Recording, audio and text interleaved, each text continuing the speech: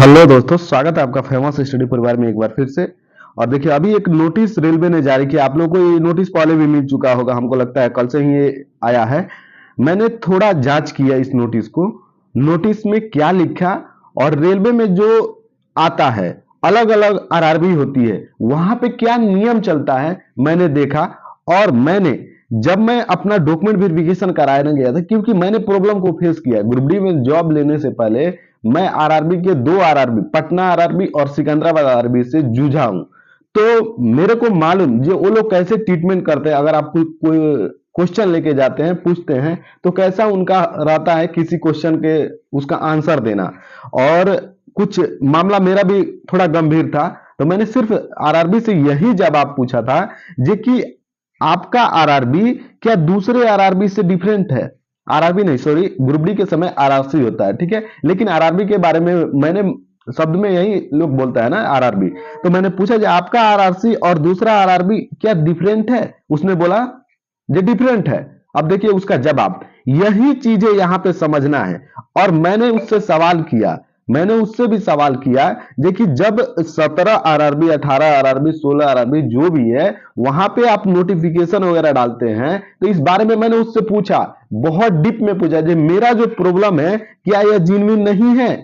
तो क्या है, सब कुछ थोड़ा सब्र कीजिए, क्योंकि ये बातें मैं थोड़ी डिटेल में यहां से समझाता हूं तो आपको समझ में आएगी। और ये जो नोटिस अभी आया है आईटीआई वालों के लिए, ठीक है, आईटीआई वालों के लिए, तो इनका क्या मामला है और ये आरआरबी कैसे आपको वो दे सकते हैं कि एक ही लेवल के, लेवल 1 के पोस्ट के लिए क्या की है जी, वो लोग नोटिफिकेशन में आईटीआई नहीं रखे है। वही ये वाला जो नोटिस आया है, तो इसमें लेवल 1 पोस्ट के लिए आईटीआई कंपल्सरी कर दिया है, ठीक है। बात समझ गए, मामला यही है। और आईटीआई और 10th वाले में अभी घमासान युद्ध चल रहा है, समझ लीजिए। आईटीआई वाले ने क्या किया, अपील भी कर दिया, उनका भी अपील जायज है कि इन्होंने जो दिया, और मिडिल क्लास के फैमिली जो भी है वो लोग आईटीआई किए ताकि 10th प्लस आईटीआई मेरे पास रहे, तो हम लोग जॉब कर सकते हैं ग्रुप डी में, ठीक है। तो ये उनका इरादा था और अभी लड़ भी रहा है, केस चल भी रहा है। तो क्या है सब कुछ बताते हैं इस वीडियो में।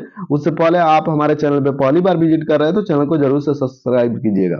यहाँ पे देखिए, और ये समझिए थोड़ा एक इंफॉर्मेशन है आपके लिए, जितने भी लोग ग्रुप डी का प्रिपरेशन कर रहे हैं ना, तो आपके लिए किरण पब्लिकेशन के द्वारा एक बुक आया है ग्रुप डी सीबीटी करके, और इस यह 100 मार्क्स पे है, यानी कि 25 सेट है, 2500 क्वेश्चन होगा आपको, और एक सेट में 100 प्रश्न हो गए। 90 मिनट टाइमिंग से आप इसको लगा सकते हैं अपने मोबाइल में लगा के। और इस बुक की खासियत क्या है, तो इस बुक में, एक ही बुक में आपको सारे टॉपिक को कवर अप किया गया है। जैसे जनरल साइंस में, ग्रुप डी में जो भी आते हैं, नहीं, जो भी इस ग्रुप डी में आते हैं, जैसे कि general science, mathematics, general reasoning, GS, current affair, एक ही बुक में आपको मिल जाता है। और डिटेल एक्सप्लेनेशन भी आपको दी जाती है, वो भी जो भी टॉपिक आपका होगा उसके बारे में डिटेल ऐसे करके आपको एक एक चीज समझाया गया है यहाँ पे। और फ्री में ये आपके लिए बोनस होगा, फ्री में आपको मॉक टेस्ट भी ये लोग प्रोवाइड करा रहे हैं। तो आप जब इसको यहाँ पे प्रोसेस होता है तो वहां पे देखेंगे तो बुक के कवर अप में दिया है आपको, ठीक है। स्क्रैच करके आपको 100 प्लस ऑनलाइन मॉक टेस्ट भी मिलता है, और ये लेटेस्ट टीसीएस पैटर्न पे आपको मिल जाएगा ये सेट। और इसमें एक और खासियत है कि ग्रुप डी के रिसेंट जो सॉल्व पेपर है वो भी इसमें इंक्लूडेड किया गया है। तो आप इस बुक को ऑनलाइन परचेज कर सकते हैं, या लिंक डिस्क्रिप्शन में है, आप वहां से भी परचेज, या ऑफलाइन बुक स्टोर से भी परचेज कर। अब चलिए मामला यहाँ पे आ जाते हैं, देखिए क्या है यहाँ पे मामला। थोड़ी इस नोटिस को भी हम जान लेते हैं। नोटिस क्या है, ईस्ट कोस्ट सेंट्रल रेलवे से है, ठीक है। सीधा सा यहाँ पे चलते हैं, ज्यादा समय आपका नहीं बर्बाद करेंगे। और यहाँ पे 2 पोस्ट के लिए आया था, ठीक है। आपको ग्रुप सी और ईस्ट वाइल ग्रुप डी। तो ये क्या होता है ना, वो जो पुराना वाला ग्रुप डी है उसको चेंज करके सी कर दिया है, ग्रुप सी। हम लोग को भी ग्रुप सी लिख के ज्वाइनिंग हुआ, तो ग्रुप सी लिख के ज्वाइनिंग हुआ। यहाँ पर application are the being the called the separately for the group C and यहाँ पे ईस्ट वाइल ग्रुप डी। तो यहाँ पे वही है, हम लोग का जो पोस्टिंग हुआ तो ग्रुप सी करके हुआ, ठीक है। तो यहाँ पे देखिए, और ये क्या है ना, किस कैटेगरी में आया, तो स्काउट एंड गाइड्स वाला जो कोटा होता है उसमें आया है, ठीक है। लेकिन लेवल 1 की पोस्ट है, 1800 पे ग्रेड है, इसका ग्रेड पे है। और यहाँ पे मामला यहाँ पे गंभीर हो जाता है कि ग्रेड पे 1800 है। 10th स्टैंडर्ड और आईटीआई और the equivalent equivalent from organised board, national apprentice certificate NSC granted by NCVT, ऐसे लिखा है जी कि आपको ये होना 10th होना और आईटीआई उसके अलावा, या आईटीआई हो तो आप या अप्रेंटिस किए हो तो ले सकते हैं। लेकिन यहाँ पे एक बात लिख दी, for the post of the civil engineering, mechanical electrical signal and telecom catering wing of the railway, minimum qualification 10th plus ITI. यहीं पे झंझट हो गया है बच्चों में। क्या है, आईटीआई लागू होगा, कुछ कह रहे हैं नहीं लागू होगा, कोर्ट में भी ये लोग फाइल करेंगे ये चीजें, ठीक है। अब देखिए, अब यहां से मामला आता है, मेरा बात अब समझिएगा, ये बात छोड़ दीजिए 10th प्लस आईटीआई लागू तो होगा या नहीं होगा, वो तो बात का चीज है। अब इससे आप कैटेगराइज नहीं कर सकते 10th प्लस आईटीआई लागू होगा ही। अब देखिए, मैं जब आरआरबी से गया, मेरे मामले में उस प्रकार इसको भी मैं क्लियरिफाई करता हूं। तो मैंने गया जो कि जो इनके नोटिफिकेशन में था, तो मेरे को जनरल से क्वालिफाइड किया गया, बाद में किया गया, ठीक है। और दूसरे पटना बोर्ड में क्या था जी कि मेरे कैटेगरी वाले, मेरा जो वीडियो रेगुलर देख रहे होंगे आप सब्सक्राइब करके रखिए, ताकि रेगुलर बोलेंगे तो एक एक बात कनेक्टिव होता है आपका, ठीक है।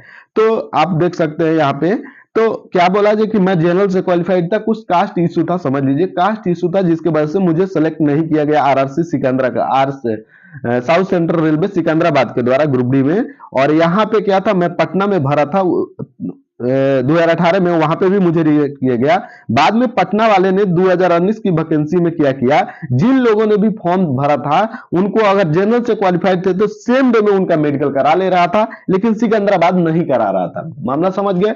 अब देखिए, सिकंदराबाद वाले के चेयरमैन से मैं मिला, पर्सनली मैं 3 बार मिला हूं चेयरमैन से, तो उनसे मैं यही बातें पूछा जी, क्या क्या जो आपका आरआरबी है, आपका आरआरबी है वो 17, 18, 21 आरआरबी में, या जितना भी आरआरबी हो, 16 आरआरबी में आई थिंक अब की बार फॉर्म भरा जा रहा है, पहले 17 ऐसे था आरआरसी में यहाँ पे आरआरबी 16, 17, 18 जैसे भी हो। तो यहाँ पे देखिए, तो क्या मैं बोला जी, क्या अदर जो आरआरबी है आपकी, वो आपके आरआरबी से डिफरेंट है क्या? नोटिस आपके आरआरबी का अलग पब्लिश होता है, और आपके अलावा जो भी आरआरबी आरआरसी है उनका नोटिस अलग पब्लिश होता है। एक ही नोटिस आता है, आप भी डालते हैं, और अनदर जो है आरआरबी वाले आरआरसी वाले वो भी वही सेम नोटिस पब्लिश। तो फिर मेरा आप ज्वाइनिंग क्यों नहीं ले रहे? आप मेरा डॉक्यूमेंट वेरिफिकेशन जनरल कैटेगरी से क्यों नहीं करा रहे?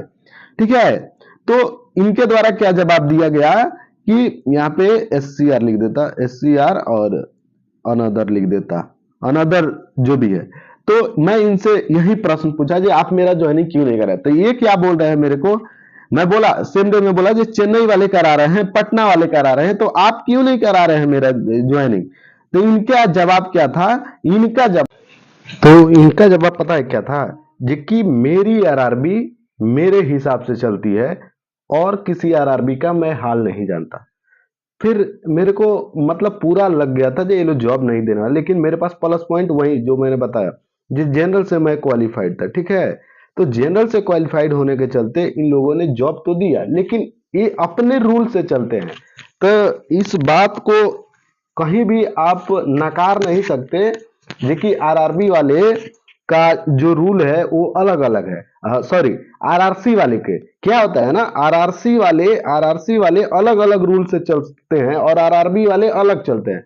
लेकिन डिपेंड करता है, रेलवे बोर्ड जब भी आपका डॉक्यूमेंट वेरिफिकेशन कराएगी ना, तो डॉक्यूमेंट वेरिफिकेशन किस तरीके से लेना, किसको कब लेना, ये खुद ऑफिसर डिसाइड करते हैं। उनको डाउट होगा तो डाउट में सस्पेंस में रखेंगे, लास्ट लाख ये नहीं कि गलत कर देंगे, लास्ट लाख तक करेंगे। तो अभी मैंने जो भी चीजें आपको बताई, इससे साफ साफ साबित होता है, जो ये वैकेंसी आई, जैसे सपोज दैट ये वैकेंसी आई स्पॉट कोटा में, तो ये जो करा रही है अलग है, और दूसरे जो भी आरआरबी वाले करा रहे हैं, तो वहां पे कहीं पे 10th लिख के आ रहा है, और कहीं पे 10th प्लस आईटीआई में भी वैकेंसियां हो रही है। तो इस बात को हम नहीं कह सकते कि इस आरआरबी के देने से आपका जो नोटिफिकेशन हो वो चेंज हो जाएगा, कभी नहीं होगा। आरआरबी के पास उसके पास राइट है कि वो अपने वैकेंसी को बढ़ा सकती है, अपने वैकेंसी को घटा भी सकती है, और ये राइट उसके पास है। हाँ, आपको डाउट है तो आप कंप्लेन करेंगे, तो आपके पास वही उपाय है जो न्यायालय में जाएंगे, ठीक है। और जो भी है वो लोग क्या है जी कि अब नोटिफिकेशन चेंज तो करना इतना आसान काम नहीं है, क्योंकि काफी सारे बच्चों ने फॉर्म को फिलअप कर दिया है। फॉर्म को फिलअप हो भी जाएगा जब तक कोर्ट का डिसीजन आएगा, तो उसके बाद अगर डिसीजन आता है तो वो बाद में कर सकते हैं। फिलहाल के लिए अभी जो नोटिस है उसमें फॉर्म भरना, सारे लोग फॉर्म फिलअप कर रहे हैं, 10th मान के भी फॉर्म भर रहे हैं, और आप कुछ चेंज करेंगे तो बहुत सारी दिक्कतें आएगी। अभी ऐसे नहीं कर सकते। अगर न्यायालय का निर्णय ये चीजें वो लोग लगाएंगे जरूर न्यायालय में, तो उनको प्लस पॉजिटिव में ये रहेगा। लेकिन आरआरबी यहाँ पे क्या निर्णय लेती है, कैसे इसको एलिमिनेट करती है इस एलिगेशन को, वो खुद उस पर डिपेंड करता है। और आरआरबी अलग अलग है और अलग अलग नियम से भी चलता है। ऐसा कुछ नहीं है जी कि ये अलग है वो अलग है, जो सबको एक बराबर नोटिफिकेशन देके। हाँ, कुछ कंडीशन में होता है ऐसे, लेकिन इतना समझ लीजिए कि एक नोटिस के वजह से ये लोग बोल सकते हैं जी कि ये उस आरआरबी का है और ये सिंगल ले रही है स्पॉट कोटा से, तो उसका मर्जी जो किस तरह लेगी, क्योंकि ये सिंगल है। आरआरबी तो नहीं दी है ना नोटिस, आरआरबी नोटिस एक ही पब्लिश करेगी तो आपका एक होगा। लेकिन ये तो अलग अलग करती है, अलग अलग डिफरेंट पोस्ट पे डिफरेंट नंबर ऑफ वैकेंसी होती है, तो ये अलग है। तो इस बात से साफ साफ साबित होता है कि आप अभी कुछ भी नहीं कर सकते इस पोस्ट के लिए कि आपके 10th प्लस आईटीआई लागू हो ही गया या होगा, जब तक निर्णय नहीं आता है। आपको मैंने जो भी बात बताया वो क्लियरिफाई करके दिया जी कि आरआरबी में बहुत बहुत प्रोसेस होता है। आप उस प्रोसेस को झेलना बहुत मुश्किल होता है। मैंने झेला है, मैंने जाना है। ठीक है, आपको कुछ बातें समझ में आई हो तो आप ध्यान से गौर कीजिएगा जी। अभी आप कुछ मत कीजिए, आराम से प्रिपरेशन कीजिए, जो भी है जैसा भी है सब लोग फॉर्म भरिए, सब लोग फिलअप करिए। जिसका जो अपनी लड़ाई, अपनी हक की लड़ाई, सबको ही अपना लड़ रहा है, उनका भी जायज है, आपका भी जायज है कि मैं 10th किया तो आईटीआई नहीं किया तो करना। तो आपको मैंने क्लियरिफाई करके बता दिया। आई होप कि आपको जानकारी अच्छी लगी। मिलते हैं नेक्स्ट वीडियो में, तब तक के लिए बाय।